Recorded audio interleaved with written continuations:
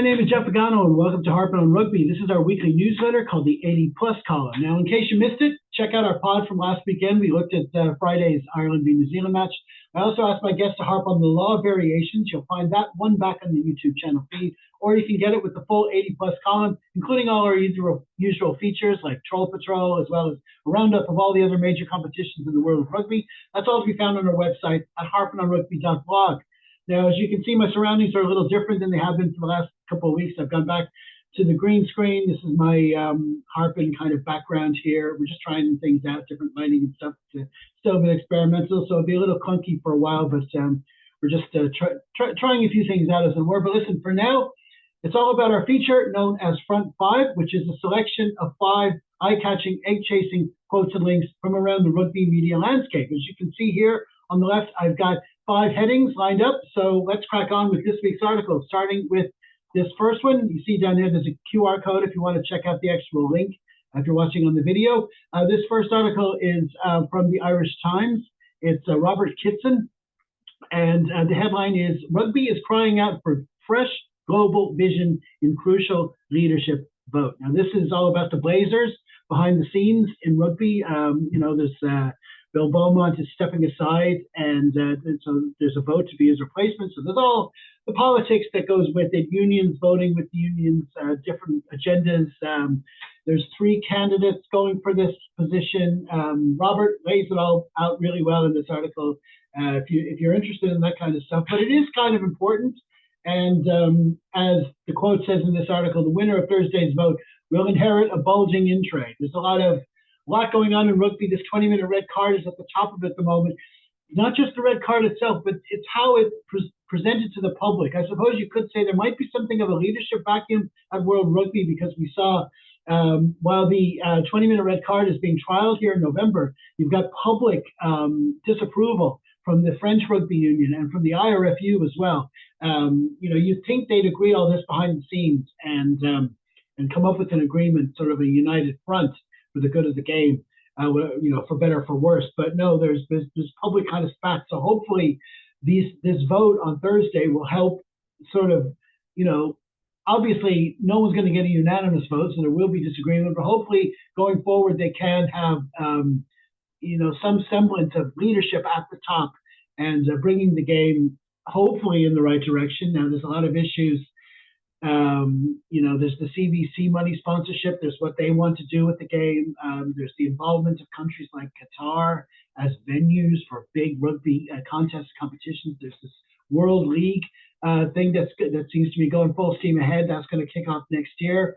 There's a lot going on, and it's going to be new leadership taking over. So, while we're all talking about these November internationals and who's playing who and who's winning and who's losing, the future of the game is also going to be decided on Thursday. So I put that article front and center, so it's worth checking out.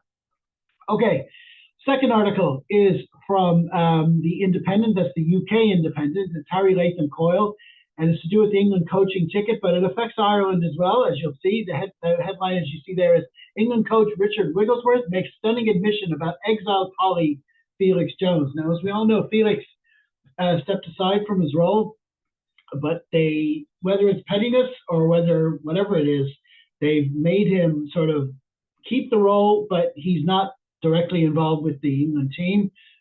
He's got to put up with that for 12 months. I hope he doesn't have to actually see out the full 12 months. I hope they do let him go. I happen to know a certain province he used to play for that's kind of looking for a coach at the moment. So that could all be going on behind the scenes. We don't know. But at the moment, you just got this crazy situation where a lot of these stories come out right in the middle of internationals. I don't understand. You think that's the one time when you're exposed to the press and you don't, you want to project unity for a team. It's a team sport. But you've got a story like this where you've got Richard Wigglesworth, who's involved in the England coaching setup, saying, well, he's asked about Felix Jones, saying, I don't know.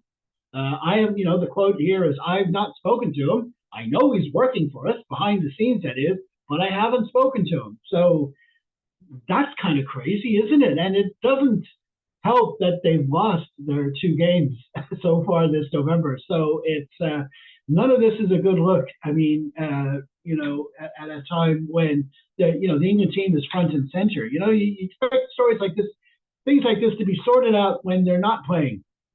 But for it to come to the fore, especially after 2 defeats, not a good look for the RFU. But of course, there's been a lot of not good looks for the RFU in recent years. And another story on that kind of issue later in the front five. But listen, that's the story of Felix Jones. I would love to see him come into the Irish coaching setup. We know how well he's done in South Africa.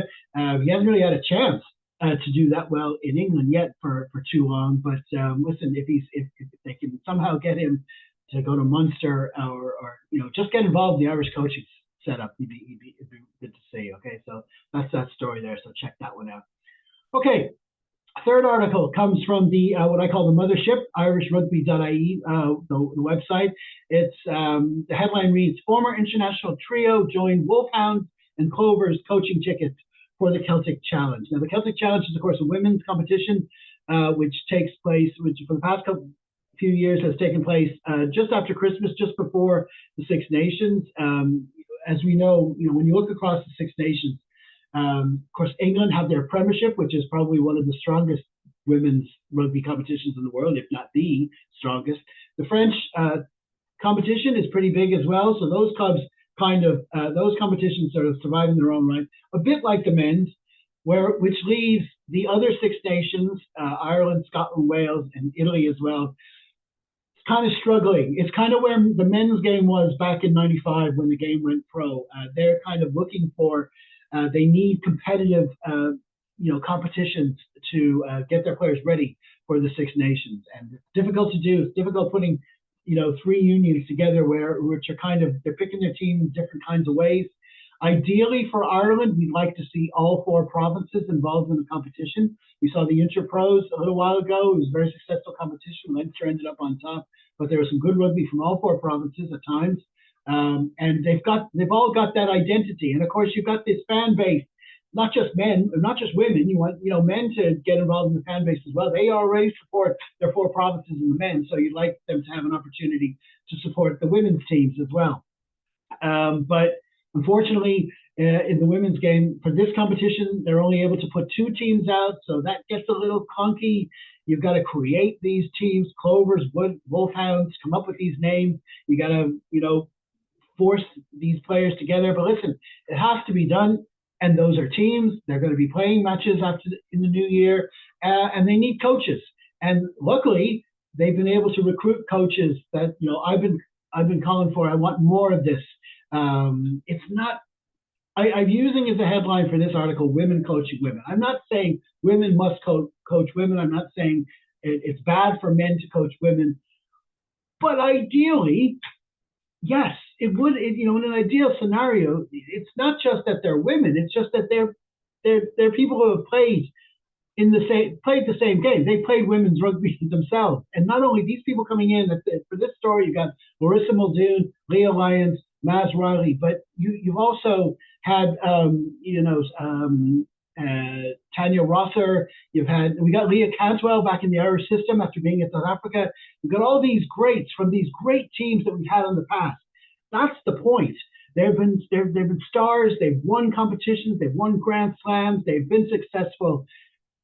Who better to be looking up to as coaches within the Irish system than these greats? You want these players, former players involved. It's not just because they're women. It's because that they're coaching a team, and you want this team to be successful. So who better to bring in? And this is great news. Anyway, Larissa Muldoon, Leah Lyons, Maz Riley, great players. They did great work with the Irish team over the years, and now they're going to pass that knowledge on to these 2 clubs. Again, like I say, the formation of these teams isn't ideal, but listen, they're playing. They're going to be playing in the New Year. Clovers and the Wolfhounds. We're going to try to follow them here and harpen on rugby as much as possible, and on into the Irish team for the Six Nations and beyond. And don't forget, it is a World Cup year, so there's a lot of scope for these coaches to go on and get more heavily involved with the Irish setup down the line. So it's all good news as far as I'm concerned. Okay, fourth article is from BBC.com. I'm going to hat tip to one of our contributors, Kristen Ross, who put this article in our WhatsApp group. And the headline here is "Wasps Secure Land to Build New Stadium in Kent." Now, of course, you'd almost forget it was 2022 when Wasps were put out of business. sadly, and that was a very bad year. We were talking about the RFU having troubles. They lost three Premiership teams: London Irish, Worcester Warriors, and of course Wasps. Wasps, of course, being the biggest. They've been Heineken Cup winners. They've been Premiership winners. They're really successful franchise. They couldn't sustain. They got demoted to the Championship, but of course they got demoted from there as well because they just couldn't come up, meet their financial obligations. So they're looking to rebuild, and it's an interesting kind of story. I can see it from both sides.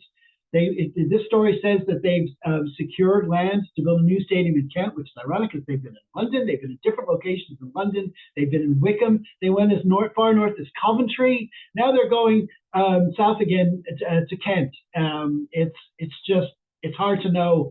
I'm calling them the wandering wasps if that's the case. But listen, they are a name that's synonymous with rugby. They've had great players in the past, Lawrence Delalio, all those.